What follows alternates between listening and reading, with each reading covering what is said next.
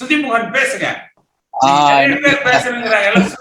சரி சார், ஒண்ணும் இல்ல. நம்ம இப்ப இன்னைக்கு தலைப்பு மட்டும் பேசலாம் சார். இந்த தேர்தல் அறிக்கை நிறைவேற்றீங்களான்ற மாதிரி தான் நம்ம பேசியிருக்கோம்.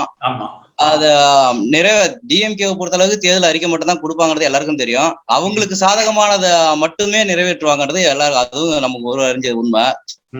இனிமே நிறைவேற்றாங்கன்னாக்கா, அப்படி நிறைவேற்றினா அவர் வந்த 2 மாசத்துலயே அம்மாவோட மர்ம மரணத்தை கண்டுபிடிக்கணும்னு சொன்னாரு. இதுவரைக்கும் கண்டுபிடிக்கல. அதை நம்பி நம்ம அதிமுக தொண்டர்கள் பல பேர் ஓட்டு போட்டாங்க. உண்மையான தொண்டர்கள் எந்த காலத்துலயும் நீங்க சொன்ன மாதிரி 100% போட மாட்டாங்க. டிஎம்கே பக்கம் கையே போகாது. ஈவன் நான் கூட அப்படிதான் நின்னோம். இந்த டைம் வந்து எனக்கு அதிமுக அணிகளை வேற கூட்டணியில கொடுத்தாங்க. எனக்கு கூட்டணிக்கு ஓட்டு போட முடியல. ஏதோ எந்த சுயேட்சைக்கு போடணும், ஒரு சுயேட்சைக்கு தான் ஓட்டு போட்டு வந்தேன். அது யாரும் கூட எனக்கு தெரியாது. டிஎம்கே நான் போடல. என் குடும்பத்துல 8 பேர் இருந்தாங்க. யூஸ்வலா 8 பேருமே வந்து எப்பயுமே அதிமுக ஓட்டு போட்டு கூட்டு போவேன். இந்த டைம் நீங்க எதுக்கான போட்டுங்க அப்படின்னு நான் விட்டுட்டு வந்துட்டேன். இப்ப நீங்க சொல்றீங்க இல்லையா, எங்க ஊர்ல நான் ஒரு 8 பேரை கூட்டிட்டு போவேன், இவங்களை எல்லாம் ஓட்டு போட சொல்லுங்க. நீங்க அந்த 8 குடும்பம் 9 பேர் வீட்டுக்கு 4 ஓட்டுனா என்னாச்சு? அவ்வளவுதான், ஓட்டு ஆச்சு இல்லையா? இது மாதிரி வந்து ஒரு தொகுதியில ஒரு தொகுதிக்கு வந்து 2000 3000 கட்சிக்காரங்க வந்து பண்ணுனாங்கன்னா எவ்வளவு ஆச்சு? கரெக்ட் தான் சார். இதுவே வந்து அதிமுக அணியினர் தான் கம்பல்சரி என் கை என்னையே மீறி அங்க ரெட்டலைக்கு தான் போயிருக்கும். ஓகேங்களா? நான் அதிமுக அன்னைக்குல கூட்டணி கட்சின்றதால எனக்கு அது அந்த கூட்டணியோட உடன்பாடு எனக்கு இல்லை. அதனால நான் அதுக்கு போறதுக்கு நான் விருப்பப்படாம தான் நான் சுயேட்சைக்கு ஒரு ஆளுக்கு ஓட்டு போட்டேன். அது மட்டும் பாமக இருந்தது. இப்ப பாமக வந்து நமக்கு தெரியும், எலெக்ஷன் மாறும் போல. அவங்க எல்லாம் வந்து சாதாரண கிடையாது. அவங்களுக்கு எல்லாம் நம்ம ஓட்டு போடணும் அவசியம் கிடையாது. என்ன விட்டாச்சு அத. இப்ப இன்னொன்னு பாத்தீங்கன்னாக்கா, இப்ப அடுத்தபடியா வந்து ஒரு ஒன்றிணைந்த ஒரு அதிமுக உருவாக்கணும்னு நம்ம போராடினு இருக்கிறோம். அதுக்கான சாத்தியக்கூறு எந்த அளவுக்கு வருதுன்றத நம்ம ஆராயணும். அது செஞ்சா உள்ளாட்சி தேர்தல நல்ல லெவல்ல எடுக்கலாம். இவங்க டிஎம்கே ஜெயிச்சதுன்றதெல்லாம் வந்து ஒரு வெற்று நாடகம் தான் சார் இருக்கும். என்னை பொறுத்தளவுக்கு நம்ம எலெக்ஷனுக்கு 3 மாசத்துக்கு முன்னாடி வரைக்கும் டிஎம்கே ஜெயிக்குன்ற எண்ணம் யாருக்குமே கிடையாது. அந்த 3 மாசத்துல அவங்களோட தேர்தல் வியூகத்தினாலதான் மட்டும்தான் ஜெயிச்சாங்க. அதே வியூகத்தை இவங்க இந்த வீணா போனவங்கனாலதான் திமுக ஜெயிக்குது. ரெண்டுமே ஒண்ணு சார். ஒருத்தங்க கீழே இறங்குறாங்கன்னு போது அதை யூஸ் பண்ணிக்கிட்டாங்க அவங்க, அவ்வளவுதான். இவங்க வியூகம் சரியா அமைக்கல, கூட்டணி சரியா அமைக்கல, அதனால அவங்க ஜெயிச்சுட்டாங்க. வேற வாய்ப்பு இல்லைன்னு அவங்க ஓட்டு போட்டாங்க. பட் அவங்களே ஜெயிச்ச மாதிரி நம்ம ஆட்சியில இல்லைன்ற மாதிரி எல்லாம் சொல்லிக்க முடியாது. நம்ம அம்மா ஆட்சியில கொடுத்த ஆட்சி அது. அவங்க கண்டிப்பா வந்து நம்ம அவங்கள இன்னைக்கு பாருங்க சார், அம்மா குடிநீர் எல்லாம் எந்த பஸ் ஸ்டாண்ட்லயும் இப்ப இல்ல. அதெல்லாம் எதிர்த்து நம்ம கேள்வி கேட்கலாமா? ஒரு காலத்துல அம்மா குடிநீரை நம்பியே பல பேர் பஸ்ல போயிட்டு இருந்தோம். இப்ப எங்கேயுமே பஸ் ஸ்டாண்ட்ல நின்று பார்த்தா அம்மா குடிநீர் இல்ல. 10 ரூபாய் வாங்கி எடுத்துட்டு ட்ரெயின் பஸ்ல ஏறி உக்காரலாம்னா இல்ல. அது இப்ப அது எங்க போச்சு? இப்ப 25 ரூபாய் கொடுத்து வாங்க வேண்டியதா இருக்கு ஒரு வாட்டர் கேனு. இதெல்லாம் வந்து அழிச்சிட்டாங்க, கொஞ்சம் கொஞ்சமா அழிச்சிட்டு வராங்க. டிஎம்கே வந்த உடனே அம்மா உணவகத்தை உடைக்க பார்த்தாங்க. இது அதனால அது அவர் கவனத்துக்கு போனதால அதை நிறுத்தி வச்சிருக்காரு. இல்ல அது கவனத்துக்கு போகாம தான் அதுவும் இவ்வளவு நாள் மூடி இருக்கு. இதெல்லாம் கொஞ்சம் நீங்க கொஞ்சம் கண்ட்ரோல் பண்ற மாதிரி பாக்கணும் சார். இதெல்லாம் இனிமே அம்மா குடிநீர் இல்ல வேற ஏதாவது தமிழக அரசு குடிநீர் கூட வைக்கலாம். பட் அது மாதிரி வச்சா நல்லா இருக்கும். அது இளையராஜா பேசுறீங்களா? பேசுறேன். வணக்கம். நம்ம தலைப்பை பொறுத்த வரைக்கும், உள்ளாட்சியை பொறுத்த வரைக்கும் என்னோட சொந்த கருத்தை நான் சொல்றேன். எப்படின்னு பாத்தீங்கன்னா, இன்னைய சூழல்ல வந்து நம்ம கட்சியோட அந்த பலவீனத்தை திமுக நிச்சயம் பயன்படுத்தி, அதனால உள்ளாட்சியை பொறுத்த வரைக்கும் இந்த உள்ளாட்சி பிளஸ் பாயிண்ட் ஒண்ணு என்னன்னா, எப்பவுமே ஆளுகின்ற கட்சி தான் அந்த இடத்த வந்து தக்க வைக்கும். அது நம்ம கட்சி ஆண்டாலும் சரி, திமுக ஆண்டாலும் பாயிண்ட் ஒண்ணு. 2வது பக்கம் இப்ப நம்ம கிட்ட இருக்கிற அந்த வீக்னஸ் பாயிண்ட அவங்க பயன்படுத்திக்கிட்டு இந்த உள்ளாட்சியை பொறுத்த வரைக்கும் திமுக தான் அங்க பெரும்பான்மை பெறுங்கிறது இது என்னுடைய சொந்த கருத்து. ஏமாத்துறாங்க திராவிட முன்னேற்ற கழகம். நிச்சயமா அந்த வாக்குறுதிகள் வந்து சரிவர பண்ண முடியாதுங்கிறது எல்லாம் தெரியும். ஏன்னா நீட் தேர்வு இதுக்கு சாட்சி. நீட் தேர்வுல பண்ணிடுவோம், நாங்க அது பண்ணிடுவோம், அந்த தாரக மந்திரம் எங்கள்கிட்ட தான் இருக்கு, அந்த ஐடியா எங்கள்கிட்ட தான் இருக்குன்னு சொல்லி நிறைய பேசுனாங்க. ஆனா இது வரைக்கும் அந்த விஷயத்துல அவங்களால இது பண்ண முடியல. ஏன்னா அது மத்திய அரசு கொண்டுட்டு வந்த அந்த இதனால அந்த சட்ட சிக்கல் இதுலாம் கண்டிப்பா அவங்களால முடியாது. ஆனா இப்ப இருக்கிற அந்த சுச்சுவேஷன் கள நிலவரம் பாத்தீங்கன்னா இதுவாதான் கண்டிப்பா நடக்கிறதுக்கான ஒரு வாய்ப்பு இருக்கு. பேசுங்க. நாங்க வந்து கவுண்டமலை சார், போன தடவை வந்து நாங்க ரெட்டலைக்கு தான் ஓட்டு போட்டோம். நானும் ரெட்டலை ஜெயிச்சேன். எங்க வீட்டுல இருந்து எல்லாருமே ரெட்டலைக்கு தான் ஓட்டு போட்டோம். ரெட்டலை ஜெயிச்சிருந்தது. இப்போ வந்து பாத்தீங்கன்னா, இப்போ வந்து ஒரு ஸ்கீம் இது வந்து இப்போ கேட்க போனோம்னு இப்போ இங்க பாருங்க பாத்தீங்கன்னா, இப்போ வந்து எனக்கு ஜாப்ல அப்படின்னு ஒருத்தர் வந்து கேட்டாரு. இப்போ எம்எல்ஏ கவுண்டமலைக்கு ஜிமெயில தான் அனுப்பிச்சிருந்தோம். அனுப்பிச்சு அந்த அட்ரஸே நாட் ஃபவுண்ட் அப்படின்னு வருது. ஜாப் இந்த ஸ்கீம் இதெல்லாம் இருக்குல்ல சார். இப்ப வந்து ஒருத்தருக்கு வந்து நம்ம ஒரு ஹெல்ப் பண்ணோம்னா அவங்க சாரி நம்மளுக்கு நல்லது பண்றாங்க, இந்த கட்சியில இருக்கவங்க நம்மளுக்கு நல்லது பண்றாங்க, நல்லா பேசுறாங்க, நல்லா கவனமா இருக்காங்க, அந்த இருக்கவங்க அந்த கட்சியில இருக்கவங்க கொஞ்சம் நல்லா இருக்காங்க, பேசுறதுக்கு ஈஸியா இருக்காங்க, கொஞ்சம் நல்லா பழகுறாங்க அப்படின்னு சொல்லி எல்லாம் நீட்டா பழகுவாங்க அப்படின்னு பாக்குறாங்க சார், எதிர்பார்க்கறாங்க. ஆனா நம்ம வந்து இப்ப டைரக்டா கான்டாக்ட் பண்ற மாதிரி யாருமே இல்லை. அவங்க இப்ப எந்த ஊர்ல இருக்காங்க, எங்க இருக்காங்கன்னு கூட தெரிய மாட்டேங்குது. அப்படிங்கிற மாதிரி எல்லாம் இருக்குது. அதே அப்புறம் வந்து நீட் எக்ஸாம் சொல்லிட்டு நம்ம சண்டை போறதை விட்டுட்டு இப்ப வெளிநாட்டுல எத்தனையோ பேர் ஃபாரின்ஸ்ல வந்து MBBS படிக்கிறாங்க, எத்தனையோ இடங்கள்ல சீட் இருக்கு. இன்னைக்கு வந்து பேங்க்ல லோனும் கிடைக்குது, அப்படி போகுது. அது நீட் எக்ஸாம் சும்மா ஒரு சாதாரண டெஸ்ட் வச்சுட்டு இது பண்றாங்க. +2 பையனுக்கு 18 வயசு தான் இருக்கும். உங்களுக்கு 18 வயசுல இருக்கிற பையனுக்கு நீட் எக்ஸாம் கஷ்டமா தான் இருக்கும். சரி, இல்லாட்டி வெளிநாடு போய் படிச்சுட்டு வந்தானா டாக்டர் படிச்சுட்டு அப்புறம் இந்தியால வந்து மெடிசின் வேலை பார்க்கணும்னா ஒரு எக்ஸாம் எழுதணும் சார். ஆனா நீ டாக்டர் வெளிநாடு போய் கரெக்டா படிச்சீங்கன்னா உனக்கு இந்தியால வந்து எழுதுறதுக்கு சர்டிபிகேட்ஸ் கிடைக்கும். அந்த மாதிரி ஸ்கீம் வேணா பண்ண நிறைய பேருக்கு சீட் கிடைக்கும் சார். இந்த காசு இருக்கிறவங்க அந்த மாதிரி ட்ரை பண்ணலாம். இப்போ வந்து கவர்மெண்ட் ஸ்கூல்ல ஏழையா இருக்கவங்க வேணா நீட் எக்ஸாமுக்கு சரி நம்ம இது பண்ண அலோவ் பண்ணலாம். இல்ல அது தப்பு தம்பி. அது இன்ஜினியரிங் சார் இல்ல சார், இன்ஜினியரிங்கும் அதே மாதிரி தான் சார். IIT இந்த மாதிரி எவ்வளவு பேர் வந்து வசதியானவங்க தமிழ்நாட்டுல இருக்கிறாங்க, வெளிநாடு போய் மெடிக்கல் காலேஜ்ல சேர்ந்து படிச்சு வர்றதுக்கு அது சரியில்லை. ரெண்டாவது பசதியானவங்க அப்படி போலாம், ஆனா வசதி இல்லாதவங்களுக்கும் இப்ப ரிசர்வேஷன் பாலிசின்னு இருக்குது. அதாவது திராவிடத்தினுடைய கொள்கைகளே பாத்தீங்கன்னா சமூக நீதிங்கிறது எல்லா சாதிகளுக்கும் ஒரு சமமான, எல்லா தரப்பு மக்களுக்கும் ஒரே மாதிரியான அந்த நீதியை கொடுக்கணும் அப்படிங்கிறது தான். இல்ல உங்க பார்வை சில விஷயங்கள்ல கரெக்ட். இந்த நீட்டுங்கிறதுக்கு நமக்கு வந்து அந்த எக்ஸம்ஷன் வந்து வேணும். அது பாஸ்கரன் பேசுங்க சார். வணக்கம் சார். சார், நான் முன்னாள் ஊராட்சி செயலாளர், மேட்டூர் தொகுதி, எம்காலிப்பட்டி ஊராட்சி, மேச்சேரி ஒன்றியம். நான் உங்களோட மீட்டிங் ரொம்ப நாளுக்கு அப்புறம் ஃபர்ஸ்ட் மீட்டிங் அட்டன் பண்றேன். நான் இப்பதான் ஃபர்ஸ்ட் மீட்டிங் கூட அட்டன் பண்றேன். ரொம்ப நாள் அட்டன் பண்ணணும்னு நினைச்சேன், முடியல. இப்பதான் ஃபர்ஸ்ட் மீட்டிங் அட்டன் பண்றேன். நான் முன்னாள் ஊராட்சி செயலாளர். திமுக வந்து தேர்தல் வாக்குறுதியை நிறைவேற்றினாங்களா இல்லையான்னு ஒரு தலைப்புல விவாதம் பண்ணிக்கிட்டு இருக்கிறோம். அதுல வந்து பாத்தீங்கன்னா இப்போ கடந்த சட்டமன்ற கூட்டத்தொடர்ல என்ன சொல்லியிருக்காங்கன்னா, தகுதி அடிப்படையில் 5 சவரன் நகைக்கடன் தள்ளுபடி அப்படின்னு ஒண்ணு சொல்லியிருக்கிறாங்க. இப்ப அவங்க என்ன பண்ணிருக்காங்கன்னா, அவங்க லிஸ்ட் இன்னும் யாருக்குன்னே முடிவு பண்ணி சொல்லல. அவங்க அதுக்கு முன்னாடியே என்ன பண்ணிட்டாங்கன்னா வந்து ஒரே பேங்க்ல 85 லட்சம் ஊழல், 2 கோடி ரூபாய் ஊழல் அப்படின்னு சொல்லி எல்லா பேங்க்லயும் என்ன ஊழல்னு எடுக்கிறாங்களோ ஒழிய அந்த 5 பவுன் யாருக்கு தள்ளுபடி பண்றோம் அதுக்கு என்ன தகுதிங்கிறத இப்போ வரைக்கும் சொல்லல.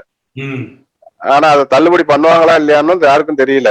அது கூட்டுறவு அதிகாரிகள் சொல்றது என்ன சொல்றாங்கன்னா, 85,000 கோடி ரூபாய் தமிழ்நாடு முழுசும் கூட்டுறவு நகைக்கடன் இருக்கு, இவங்க வந்து 6,000 கோடி ரூபாய் தான் ஒதுக்குறதா பிளான் பண்ணிருக்கிறாங்க. அப்படிங்கும் போது இது வந்து பப்ளிக்ல நாங்க கடனை தள்ளுபடி பண்ணிட்டோங்கிற பேர்ல பின்னாடி வந்து இது வந்து மக்களுக்கு ஒரு பாதிப்பா தான் இருக்கும். அதாவது நம்பி யாரும் நிறைய பேர் வைக்க.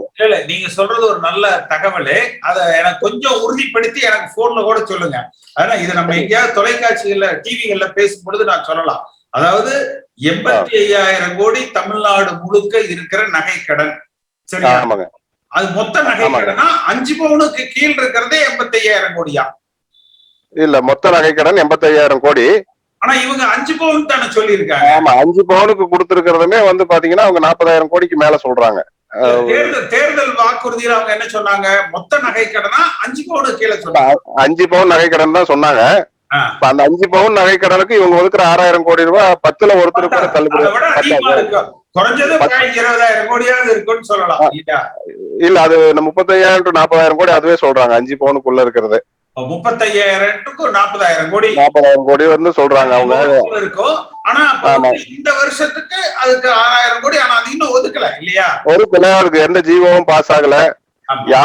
யாருக்கு தள்ளுபடி ஒரு வருஷத்துக்கு 6,000 கோடி ஒதுக்குனா கூட இன்னி இருக்கிற 4 பட்ஜெட் தான் அவங்க கையில இருக்கு. ஆமா, 4 பட்ஜெட் தான் இருக்கு. ரெண்டாவது இப்ப நாங்க இந்த மீதி இருக்கிறவங்க வந்து அந்த 5 பவுனுக்கு இப்ப வட்டி கட்டுறதா இல்ல பணத்தை கட்டி எடுத்துக்கிறதா எந்த தகவலும் கூட்டுறவு அதிகாரிகளுக்கு தெரியல.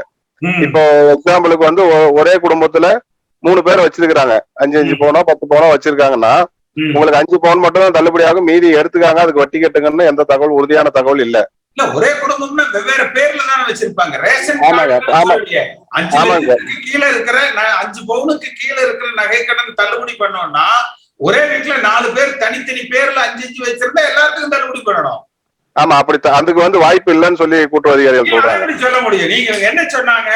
ஒரு குடும்பத்துக்கு 5 பவுன்னு சொல்லல, ஆமாங்க சார். 5 பவுனுக்கு கீழே இருக்கிற நகை கடன் எல்லாம் ஆமா, தனிநபர் வந்து 5 பவுனுக்குள்ள வச்சிருந்தா தள்ளுபடின்னு சொல்லியிருக்காங்க தேர்தல் வாக்குறுதியில. நிறைய இருக்கு. ஆனா இப்ப வந்து அந்த வாய்ப்பு பேன் கார்டு, ஆதார் கார்டு எல்லாம் இணைச்சு பாக்குறப்போ ஒரே குடும்பத்துல இருக்கிறவங்க வேற வேற பேங்க்ல வச்சிருக்காங்க. அதெல்லாம் வந்து வசூலிக்க சொல்லிட்டாங்கன்னு ஒரு தகவலுங்க. அது இது வந்து பாத்தீங்கன்னா ஒரு ஏமாற்று வேலை தான் பொதுமக்கள் முன்னால. நாங்க வசூல் இப்ப உங்க பகுதியில் எல்லாருமே நம்ம என்ன பண்ணலாம்னா அந்த வசூலிக்கிறதுக்கு எங்கேயாவது 5 பவுனுக்கு கீழே நகை கடன் யாருக்காவது நம்ம கூட பயணிக்கிறவங்களுக்கு இருந்ததுன்னா அதை கட்ட சொன்னாங்கன்னா நீங்க எழுதி கொடுங்கன்னு கேளுங்க. கண்டிப்பா எழுத்துப்பூர்வமா எங்களுக்கு கொடுங்க, உங்களுக்கு கடன் இவ்வளவு ரூபாய், இத்தனை பவுனு இவ்வளவு ரூபாய் எங்களுக்கு உடனே கட்டுங்கன்னு தபாலா கொடுத்துருங்கன்னு சொல்லி எல்லாம் கேட்டு வாங்குங்க. நம்ம தள்ளுபடி பண்ண சொல்லுவோம். கண்டிப்பா சார். ஏன்னா அவங்க தேர்தல் வாக்குறுதியில இது இருக்கு. அவங்க ஒரு குடும்பத்துக்கு 5 பவுன் எல்லாம் சொல்லல, ஒரு தனி நபருக்கு 5 பவுன். அப்ப ஒரு வீட்டுல 4 பேர் இருக்கிறாங்க, 4 நகை கடன் இருக்குதுன்னா அந்த 4 தள்ளுபடி பெறணும். இதுதான் அவங்க அறிவிச்ச திட்டம். கண்டிப்பாங்க சார். அந்த மாதிரி தேர்தல் வாக்குறுதி அவங்களுக்கு வெற்றி விளம்பரமா தான் சார் இருக்கும் அது. அதனால வந்து இது சாத்தியப்படாது. அவங்க தள்ளுபடி பண்ணுவாங்கன்னு நம்ம எதிர்பார்க்கறது கொஞ்சம் நிறைய பேருக்கு ஃபெயிலியரா தான் இருக்கும். இது ஒண்ணு. ரெண்டாவது, உள்ளாட்சி தேர்தல் வந்து எப்பவுமே பல பேர் சொன்ன மாதிரி கொஞ்சம் ஆளுங்கட்சி சார்ந்து ஓட்டு போடுறது, அதாவது இந்த ஒன்றிய கவுன்சிலர், மாவட்ட கவுன்சிலர் எல்லாம் இந்த ஆளுங்கட்சி சார்ந்து ஓட்டு போடுறதுங்கிறது இயல்பு. கொஞ்சம் நடுநிலையா இருக்கிறவங்களாம் ஆளுங்கட்சி வந்தா நம்மளுக்கு ஏதாவது செய்வாங்கிற மாதிரி பண்ணுவாங்க. மூணாவது ஆப்ஷன் வந்து பாத்தீங்கன்னா இப்ப இவங்க அதிமுக வந்து நம்ம பல பிரிவா பிரிஞ்சிருக்கோம். இப்ப நான் உட்பட நான் சட்டமன்ற எலெக்ஷனுக்கு முன்னாடி இருந்து அதிமுகவுல செயல்படுறது இல்லைங்க. தீவிர அதிமுக 98ல உறுப்பினர். அதுக்கப்புறம் பாத்தீங்கன்னா 2007ல இருந்து ஊராட்சி செயலாளர், உங்க ஒய்ஃப் கவுன்சிலர், ஒன்றிய கவுன்சிலர். என்ன பிரச்சனைன்னு பாத்தீங்கன்னா எனக்கு வந்து 2008ல இருந்து ஒன்றிய செயலாளர் இல்லைங்க. ஒன்றிய செயலாளர், மேச்சேரி ஒன்றிய செயலாளர் 2018ல இறந்துட்டாரு. அதுக்கப்புறம் 2020 சட்டமன்ற தேர்தலுக்கு முன்னாடி வரைக்கும் நம்மளுக்கு இங்க ஒன்றிய செயலாளர் நியமிக்கல. இப்ப எங்களுக்கு மாவட்ட செயலாளர் இல்லைங்க. எங்களுக்கு மாவட்ட செயலாளர் வந்து முதலமைச்சர் தான். அப்போ எங்களோட குறைகளை நாங்க யாருக்கிட்டையும் போய் சொல்ல முடியாது. அடுத்தது வந்து பாத்தீங்கன்னா எங்களுக்கு சட்டமன்ற உறுப்பினர் அண்ணன் அப்ப வந்து செம்மலை இருந்தா அப்படிங்க. அவர் வந்து அதாவது அவருக்கு வந்த திட்டங்களை சிறப்பா செயல்படுத்தினார். அவருக்கு வந்து நிதியை ப்ராப்பரா ஒதுக்கி கொடுத்து கட்சி சார்பா பண்ணாரு. பட் எளிதில் நாம போய் பார்த்து நம்ம கட்சி சார்ந்த குறைகளை சொல்ற அளவுக்கு இங்க அவ்வளவு நம்மளுக்கு வாய்ப்பு கிடைக்கலைங்க. சொன்னோம்னாலும் அவருக்கே அங்க ஒன்னும் பெருசா மதிப்புல இருக்கிற மாதிரி எங்களுக்கு தெரியல. அதனால இப்ப எங்க என்ன ஆயிடுச்சுன்னா, மேட்டூர் சட்டமன்ற தொகுதி அதிமுக பாமக 2 தான் அங்க ஸ்ட்ராங்கான வாக்கு வங்கி உள்ள ஒரு தொகுதி. பட் இந்த டைம் திமுக வெறும் 650 ஓட்டு வித்தியாசத்துல தான் தோக்குறாங்க. அதுக்கு காரணம் வந்து பாத்தீங்கன்னா, இப்ப எங்க பஞ்சாயத்து நான் ஊராட்சி செயலாளரா வந்து ஒரு 13 வருஷமா இருக்கிறேன். இங்க வந்து 35 கிளை செயலாளர் இருக்கிறாங்க. 35 கிளை செயலாளர் கடந்த 10 வருஷமா வந்து கோழி, அதாவது நம்ம அரசாங்கத்து சார்பா நிறைய நலத்திட்டங்கள் வந்தது. கோழி கொடுத்தாங்க, ஆடு கொடுத்தாங்க, அம்மா ஸ்கூட்டி கொடுத்தாங்க. இந்த மாதிரி பல விஷயங்கள் வந்து 2 முறை 3 முறை சத்துணவு அங்கன்வாடி அமைப்பாளர் பணி போட்டாங்க. இதுல எதுலயுமே கிளை செயலாளர் ஒருத்தர் கூட கன்சிடர் பண்ணல கருத்து. அதாவது நீங்க காசு வாங்கிட்டு போட்டா கூட அதை ஒரு கிளை செயலாளருக்கு ஒரு கட்சி கொடுக்கணும்னு கூட இவங்களுக்கு அந்த இது வரலைங்க. இது எல்லாமே வந்து பாத்தீங்கன்னா அந்த பகுதியில ஒன்றிய செயலாளர்னா அவங்க சொந்தக்காரர் எந்த கட்சிகள் இருந்தாலும் கொடுத்துறது. அடுத்து வந்து பாத்தீங்கன்னா மாவட்டத்துல யாராவது ஒருத்தர் சொன்னா அவங்க சொந்தக்காரர் யாராவது இருந்தா கொடுத்துறது. இப்படி கொடுத்துட்டாங்கன்னா இப்ப கடைசியில 35 கிளை செயலாளர்ல போய் இந்த டைம் பூத்துல உட்கார்றது கூட ஆள் போலைங்க. இதெல்லாம் இது ஒரு பிரச்சனை, பெரிய பிரச்சனைங்க. ரெண்டாவது வந்து பாத்தீங்கன்னா இப்ப இந்த டைம் ஒன்றிய செயலாளர் போட்டதுக்கு அப்புறம் கட்சி பதவின்னு போட்டாங்க. 5 லட்சம் ரூபாய் ஒரு பதவி வாங்கிட்டு ஒருத்தர் 5 கட்சிக்கு போயிட்டு வந்தவருக்கு ஒரு பதவி போட்டுக்கிறாங்க. அம்மா பேரவை செயலாளர் பதவிய ஒருத்தர் வந்து ஃபர்ஸ்ட் அவர் வந்து தேமுதிகவுல ஆரம்பிச்சாப்படிங்க. அதுக்கப்புறம் பார்த்திபன் கூடவே வந்து மக்கள் தேமுதிகவுக்கு போனாரு. அதுக்கப்புறம் அமமுகவுக்கு போய் போன நாடாளுமன்ற எலெக்ஷன்ல அமமுகல வேலை செஞ்சாரு. இப்ப இந்த சட்டமன்ற எலெக்ஷனுக்கு 6 மாசத்துக்கு முன்னாடி வந்து அதிமுக இணைஞ்சாருங்க. செல்வாக்கு இருக்குது, 5 லட்சம் ரூபாய் பணத்தை கொடுத்தாருங்க. அவருக்கு வந்து அம்மா பேரவை செயலாளர் போட்டாங்க. இத வந்து நான் கடுமையா எதிர்த்து ஃபைட் பண்ணாங்க மேச்சேரி ஒன்றியத்துல. என்னோட முகநூல் பதிவை வாட்ச் பண்ணீங்கன்னா பாஸ்கரன் ரத்தினம் நல்லா தெரியுங்க. பயங்கரமா ஃபைட் பண்ணுனேன். முதலமைச்சர்கிட்டயும் போய் அப்ப நான் லெட்டர் கொடுத்தேங்க. இந்த மாதிரி வந்து இந்த மாதிரி பிரச்சனைகள் இருக்குதுன்னு சொல்லிட்டு கொடுத்தேன். பட் அவரு கவனத்துல இல்லாத லெட்டரை படிச்சாரா என்னன்னு தெரியல. பட் இது வந்து அண்ணன் செம்மலைக்கு தெரியும், முதலமைச்சரோட மைத்துனர் வெங்கடேஷுக்கு தெரியும், அவர்கிட்டயே போய் நேரா பல முறை கோரிக்கை வச்சோங்க. ஆனா இதெல்லாம் எதையுமே காதுல வாங்கிக்காம புதுசா போட்ட பதவி போடுறது எல்லாமே இந்த ஒரு பஞ்சாயத்தே முழுசா வந்து பாத்தீங்கன்னா புதுசா பொறுப்பை போட்டுக்கிட்டாங்க. அதாவது புதுசா வர ஒன்றிய செயலாளர் அவருக்கு சார்ந்து செலவு பண்ணக்கூடியவங்களா போட்டுக்கிட்டாங்க. இதுல நாங்க ஃபைட் பண்ணது வந்து சொல்லுங்க சார். நீங்க சொல்ற இந்த அவலம் நடந்தது வேற எங்கேயும் இல்ல, எடப்பாடி பழனிசாமியோட சொந்த மாவட்டத்துக்குள்ள அவர் மாவட்ட செயலாளரா இருக்கிற பகுதியில இல்லையா, பகுதியில மேட்டூர் சட்டமன்ற தொகுதியில சார். ஆமாங்க, கட்சிக்கு போயிட்டு வந்த ஆளுக்கு 5 லட்சம் ரூபாய் காசு வாங்கிட்டு ஒன்றிய பொறுப்பு போட்டு கொடுக்குறாங்க. ஆமா, ஒன்றிய பொறுப்பு அம்மா பேரவை செயலாளர் இருக்கிற உங்களை போன்றவர்கள் புறக்கணிக்கப்பட்டிருக்கிறாங்க. இல்ல இப்ப எனக்கு வந்து பாத்தீங்கன்னா பூத்துக்கு போறது கூட ஆள் இல்லாம போகாம சங்கடத்துல இருக்காங்க. ஆமாங்க சார். இப்போ எனக்கு வந்து பாத்தீங்கன்னா மாணவர் அணி செயலாளர்னு ஒரு பொறுப்பு போட்டாங்க. நான் என்ன பண்ணேன், கிளை எனக்கு ஒருத்தனுக்கு பொறுப்பு போட்டு இருக்கிற 35 கிளை செயலாளரையும் விட்டுட்டு இது எல்லாம் புது பொறுப்பா போட்டீங்கன்னா அவங்களுக்கு சங்கடமா இருக்கும். நீங்க அவங்களையும் உங்களுக்கு என்ன வயசாச்சு? எனக்கு வந்து வயசு 41ங்க. 41 வயசுல உங்க பையன் பள்ளிக்கூடம் போயிட்டு இருக்கிற காலத்துல உங்களுக்கு மாணவர் அணி பொறுப்பாளர்னா வாங்கி ஊருக்குள்ள போனா உங்களை பார்த்து சிரிக்க மாட்டாங்களா? கண்டிப்பா சிரிப்பாங்க. நீங்க வந்து கட்சியில ஏதாவது ஒரு ஒன்றிய பொறுப்புல போட்டிருக்கணும். அந்த ஒன்றிய செயலர் போஸ்டே வேக்கண்டா இருந்தா அதுக்கே உங்களை போட்டிருக்கலாம்ல. அதை விட்டுட்டு மாணவர் அணியில போட்டு தரேன்னு எவ்வளவு கூமுட்டைகளா இருந்திருக்கானுங்க பாருங்களேன். ஆமா ஆமா, அது ஃபர்ஸ்ட் அதுக்கு ஒப்புதல் கொடுக்கலீங்க. அதாவது ஒன்றிய செயலாளர் வந்து இங்க ஒரு சிலருக்கு அந்த புது பொறுப்பு போட்டதுனால ஒரே பஞ்சாயத்துல 4-5 சார்பு மன்ற பொறுப்பு வருதுன்னு நம்மளை புறக்கணிச்சிட்டாங்க முன்னாடியே. அதுக்கப்புறம் பல அழுத்தம் ஒரு எம்எல்ஏ கொடுத்த அழுத்தத்துல ஏதோ ஒரு காரணத்தினால மாணவர் அணி செயலாளர் எழுதி கொடுத்தாங்க. பட் பேர் வரல. வராதது காரணம் வந்து அவர் வேண்டான்ட்டு போயிட்டாருங்கிற மாதிரி சொல்லிட்டாங்க. இருந்தாலும் நான் அந்த வார்த்தையை சொன்னேன், இல்லைங்க எனக்கு மாணவர் அணி செயலாளர் வேண்டாம் அப்படின்னு நான் ஒரு வார்த்தை சொன்னதுனால எடுத்துட்டாங்க. இப்ப அங்க தோத்தது எவ்வளவு ஓட்டு வித்தியாசத்துல அந்த தொகுதி? இப்ப பாமக ஜெயிச்சிருச்சுங்க சார். மேட்டூர் வந்து பாட்டாளி மக்கள் கட்சி ஜெயிச்சிருச்சு. ஆனா இங்க வந்து திமுக பாமக ஜெயிச்சிருச்சா? ஜெயிச்சிருச்சுங்க. இங்க வந்து நம்மளுக்கு திமுகவுக்கு ஓட்டு வங்கியே இல்லைங்க. அறிமுகம் இல்லாத ஒரு நபர் நிக்கிறாரு. கிட்டத்தட்ட ஒரு வெறும் 650 ஓட்டு வித்தியாசம் தான் தோக்குறாரு. இதுக்கான இது வந்து இங்க வந்து பாமகவும் அதிமுகவும் தான் இங்க ஃபைட் பண்ற தொகுதி. போன டைம் அண்ணன் செம்மலை வந்து பாத்தீங்கன்னா தனியா நின்று ஜெயிச்ச தொகுதி 7000 ஓட்டு வித்தியாசத்துல. அதுக்கப்புறம் பாமகவும் திமுகவும் ஈக்குவலா ஓட்டு வாங்கின தொகுதி. ஆனா இந்த முறை வந்து பாத்தீங்கன்னா பாமகவும் அதிமுகவும் கூட்டணியில நின்று திமுக வெறும் 650 ஓட்டு வித்தியாசத்துல தான் தோக்குறாங்க. இதுக்கெல்லாம் காரணம் வந்து இந்த கட்சியில பெரிய குளறுபடி தாங்க. நம்ம நல்லா ஒருங்கிணைச்சு பண்ணுவோம். உங்களுக்கு இருக்கிறவங்க வந்து அடுத்தடுத்து, ஏன்னா உங்களுக்கு 40-41 வயசு தான் சொல்றீங்க, இன்னும் 30 வருஷ காலத்துக்கு வந்து நல்லா செய்யலாம். அந்த தொகுதி, அந்த ஒன்றியம், இதுல நம்ம எல்லா கிளை செயலாளர்களையும் நல்லா கட்டமைங்க. நம்ம இந்த நிகழ்ச்சிகள் வந்து வாரம் நடத்துறோம். வாரத்துல 2 முறை நடத்துறோம், பார்த்திருப்பீங்க. ஒவ்வொரு புதன்கிழமையும் நடத்துறோம் மாலை 5:30 மணிக்கு, ஞாயிற்றுக்கிழமை காலையில 11 மணிக்கு. அப்ப எல்லாமே உங்க பகுதியில வந்து கலந்துக்க சொல்லுங்க. இந்த கருத்துக்கள் இதெல்லாம் கிடைச்சதுன்னா நம்ம கட்சியை பலப்படுத்தலாம். அவங்களுக்கும் அது இதா இருக்கும். இதெல்லாம் முதல்ல வந்து பேசி இருந்தீங்கன்னா எடப்பாடி பழனிசாமி உடனே கூப்பிட்டு உங்களுக்கு ஒரு ஒன்றிய செயலாளரே போட்டு கொடுத்துருப்பாப்ல. ஏன்னா அவங்க ஆபீஸ்ல ஒரு ஆளை போட்டு அவன் அந்த இளங்கோ இருப்பான் பாருங்க, அவரு எடப்பாடி, அவனே பார்ப்பான். அவன் இளங்கோ போய் இதுல என்ன நடக்குதுன்னு பார்ப்பாப்ல. வேலுமணி வந்து கலந்துக்குவாப்ல.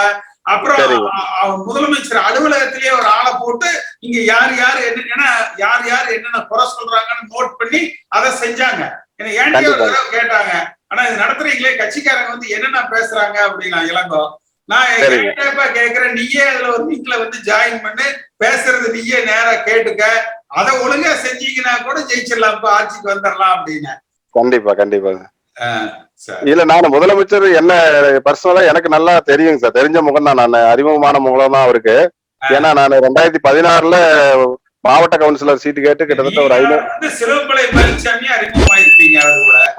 கண்டிப்பா முதலமைச்சர் ஆனதுக்கு அப்புறம் நான் அவர் வந்து முதலமைச்சரா பார்க்கிறப்ப, நீங்க மதிமுக வேற கட்சியில் இருந்தவர் வந்து அவரை முதலமைச்சர் பழனிசாமியா பார்ப்பாரு.